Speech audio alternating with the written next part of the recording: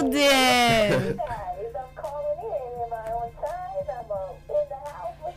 Yeah, you're right on time, actually.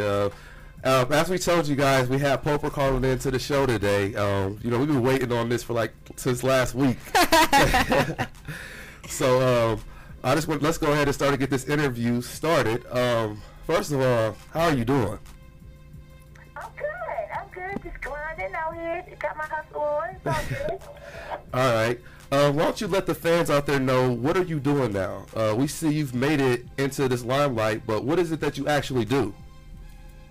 Well, most people didn't know that even prior to going on to the TV show, I actually have my own television and film music production company called Hollywood South.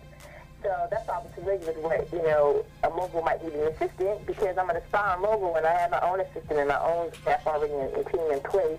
So I produce TV shows, I've had my own talk show, I've had hit records in 13 countries, I produce pilots for people who are trying to get shows out there, we do PR, we do song placement, like for movie soundtracks and commercials, we produce commercials, pretty much what you find in a television, film, and music production company, So and then, of course, you know, I do a lot of stuff on camera.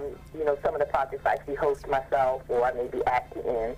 So, you know, I just kind of teeter-totter between being in front of the camera and behind the camera. Okay, so we can pretty much say you do everything. Not everything, but that is our focus, though, and that's the focus is for me to build a multimedia conglomerate, you know, where people really get on strictly because of their talents, not just about who they know, who they sleep with, and, you know, all those other irrelevant things that I had to deal with as I was trying to get in the game. Okay. Now, speaking of some of the things that you've done, I know you did the Stars for Haiti. Stars for Haiti. How did that turn out? It was interesting. It turned out well in terms of, I had a nice turnout of celebrities come through, like Elise Neal came, and Eva Pickford from America's Next Top Model. Some great comedians participated, Tony Rock, Chris Rock's brother, Alex Thomas, Bob Saget from Full House. So the celebrity support was really, really great. Wow. And then, you know, a lot of press come out, so we had a nice red carpet. And then we were able to raise a significant amount of money for Haiti, and we're coordinating the distribution of about 11,000 bottles of water right now to go to Haiti through Melky John's Foundation, which is Wyclef's sister. And they're going to make sure that all this water that we were able to accumulate through our water sponsor and the money that we raised actually gets over to Haiti and helps the people. Okay. Now, speaking of the Star for Haiti, I know there was an incident that happened with you in danger. And, I mean, everybody seen the YouTube video, but my question for you is, what actually happened after the camera went off?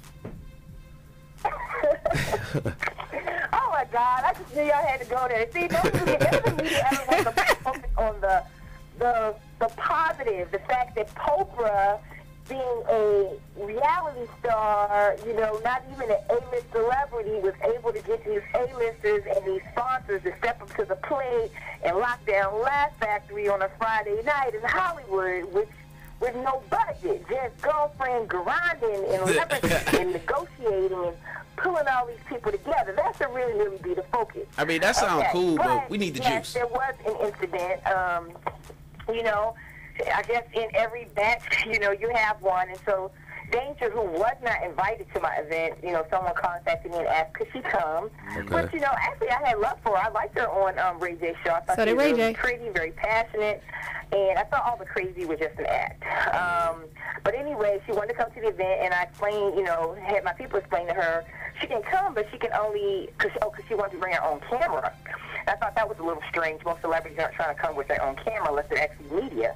But anyway, she wanted to bring a camera because she's trying to get her own reality show. And make a long story short, you know, my condition was that she could only be videotaped on the red carpet. Like, she couldn't go around my party where these A-listers were and just automatically get footage of them and then make them part of her reality show. When that, to me, that would have been misrepresenting the purpose of them being there. And I don't like to play games with people's careers or their brands.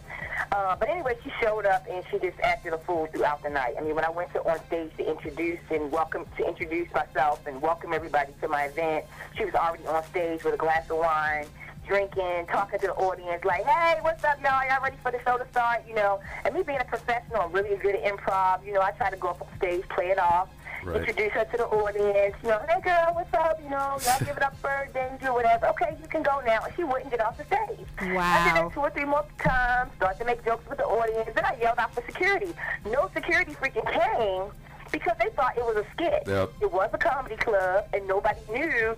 You know, these people had seen me talking to earlier in the night, so the management thought that this was something we planned. And it was like, no, we didn't plan this. So anyway, I finally get her off the stage, and then later on in the night, she steps to me and she's like, you know, Poprah, you should chill because, you know, this beef could be good.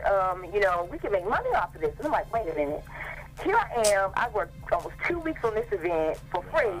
Working my you-know-what off to pull this together, and she's going to come here and try to pimp this to get attention for her trying to have a reality show or extend her 15 minutes of fame. This ain't happening. So I said, okay, well, let me interview you then. You know, I'm going to give you a chance to talk about, you know, what you're trying to do. And basically my goal was to put her on blast, like, okay, you know, why are you doing this? And did you really come here to support Haiti, or are you here on some other mess? And as you can see in the video, you know, her responses were ridiculous and just off the wall and bizarre and... At the time, I thought contrived, and that she was still acting. Because, like I said, just before I got her on the red carpet, she said that she was trying to do something to get attention. She said that she, you know, thought she could make money off of creating a beef with me. So, make a long story short, you know, after that was over, okay, then she goes to the back of the room. And see, what people don't know is the reason that area upstairs was kind of empty is because the show had actually started downstairs. So I had went down, done my introduction, and then came up to do my red carpet interviews. Because at the beginning of the event, of course, I was focused on my you know, attendees and my guests and stuff, and she happened to be back upstairs. So where she was yelling and talking all that mess was right in front of my water sponsor, who was at the bar, you know, acting really bizarre, acting out commercials, talking about she should be their spokesperson and just acting crazy. And then she was so loud that the people downstairs where the comedy show was going on could hear her. Wow. And that's why I said to her, like, why are you still up here talking mess? You know, like, and when I sat her down, contrary to what people think, I mean, of course, I speak my mind, you know, and if you come at me wrong, you know, I'm going in. But I'm still a professional. So my goal was not to create a scene. My goal was to get her to chill out. And when I saw how loud she was, that's why I sat her down like a mother to a child. Like if this child's acting up in the middle of the department store, at least a black mother, you know what I mean? You're going to jack their you-know-what up and be like, look, sit your ass down. Right. Well, I'm going to take you out of here. And that's why I was talking to her like that. It wasn't like I was just trying to be gangster. If I was trying to be gangster, I would have just hit her. But we had moments I really wanted to hit her. But, you know, I just sat her down kind of firm, you know, and told her, you know, you need to act like a mature adult. Well, then that's when she started getting louder and louder, talking about, B, get out of my face, and she started talking disrespectful. And, you know, I just had to let her know that, you know, I basically was not stuck out, you know, because now you're taking me there, you know, and I'm trying to run an event, you know, you're being ridiculous, and, you know, you're about to take me there, whatever. So she yelled for security and basically said she needed somebody to walk her to her car. That's where the video ended, when she yelled for security. But after that, she screamed for somebody to walk her to her car, whatever. Then my security came. But the club and my security, the club didn't want my security or their own security to take her out of the event while she was loud and rowdy, because she had already disrupted so much of the night. They didn't want her screaming and yelling, and then all the audience, where they're supposed to be in a fun, positive, laughing mode, now they're all distracted because there's all this drama going on. So basically, you know, we talked her down, we got her to seem calm for a while. She seemed like she was going to chill, and then later on I found out that she was pouring water from the balcony upstairs on the people's heads. Are you serious? You know, heckling the comedians, and then the comedians made her the butt of their jokes. Wow. And they were saying they thought she was crazy, and they was going to need somebody to walk them to their car. And so she just created havoc throughout the night. Eventually she left, you know, yelling as she left out of the room, like, y'all MFs, da-da-da-da-da, y'all not going to treat me like that. I mean, she just, you know, just acted a fool. But the thing is, you know, I did not think that she had a serious mental illness. First, to me, the illness was serious. I didn't understand why she would be out. So it wasn't me trying to, like, bully or take advantage of someone who was mentally ill or mentally unstable. To me, first of all, if she was mentally unstable, she wouldn't have sat there when I was in her face. Because a crazy person would have still tried me, whether I'm twice her size, 3 times her size or not. You know, then you notice the next day, you know, she was detained for starting a fire in her own apartment, you know, but she put it out before the fire department came and the police came. Right. You know what I mean? Crazy people aren't planning it and they're like, okay, I'm just going to go far enough not to go to jail. I'm just going to go far enough to not get my ass kicked. You know what I mean? It just does what they do. So I don't know if it's crazy. I don't know if it's drugs. I don't know if there's a combination of some unresolved issues and then wanting attention, which when you're that desperate for attention, that is a little crazy. But I've tried to reach out, and I'm still working on extending some opportunities for her to get treatment, like the Dr. Phil, and I'm dealing, you know, reaching out to NBC and Steve Wilkos show, and some other national networks where I have, you know, contacts and what have you, to see whether or not, you know, somebody will allow me to extend her some treatment. And even if they can't do it on camera, you know, at least, you know, just try to get the sister some help. Because at the end of the day, like, I saw a picture of her kid, and that broke my heart. And so I cried for her, because then I said, wait a minute, maybe if this girl really is that damaged, you know, I can relate to that. Because, you know, Hollywood will chew you up and spit you out, and if it really is like a serious medical issue and it's not just all fun and games for camera, that's really, really sad. And, you know, I think that she should get some extended treatment, and maybe she doesn't because the support's not there, if she can't afford it or whatever. And I just don't want to leave this planet knowing that I didn't try. You know what I'm saying? I could be the bigger person and say, you know, if I was too aggressive, then God forgive me, but at the same time, what can I do to help her? And then if she refuses to help, then, you know, I can't do anything about that. Right. Now, I have one more question for you, and then we're gonna have to wrap up the interview with you. But my question for you is, what happened with the first two people that won I Want to Work for Diddy? I ate them. Oh. You did what? I ate them. You ate them. I'm just kidding. No, I just heard they just didn't quite pan out. Okay. That's the only appropriate way, politically correct way I can say it. It just didn't pan out. Okay.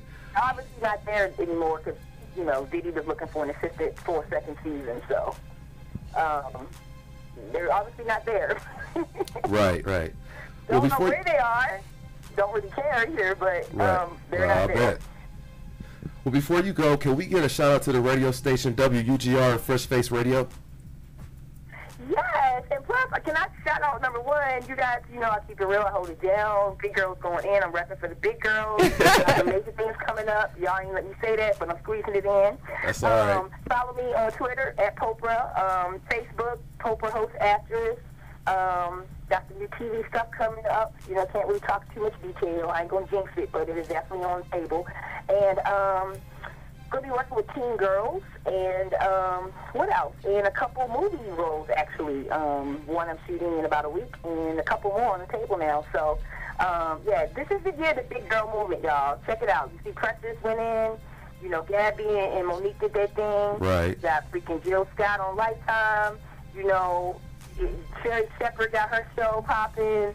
You know, Wendy Williams, she ain't really a big girl, but she can fly once or twice. I mean, it's their time. It's the time of the big girls, so y'all gonna have to make some room. We are. And, shout out to, is it Fresh Face Radio? Yeah, of course. Yeah, is that right? That's how you want me to say it, right? Yep. What's up? This is your girl, Poprah. As always, keeping it real, holding it down for VH1's I Want to Work for Diddy, Season 1, Season 2, and the Big Girl Movement. You're listening to Fresh Face Radio. Keep it hot. Keep it locked. All right, we appreciate you calling in. Okay, thank you. Thank you. All right, y'all, that was Poprah. When we come back from the break, we're going to get back into this entertainment thing. Up next, we got music from LB with So Debonair and Sean Carson. Call me. Y'all stay tuned to Fresh Face Radio. It's time for something fresh.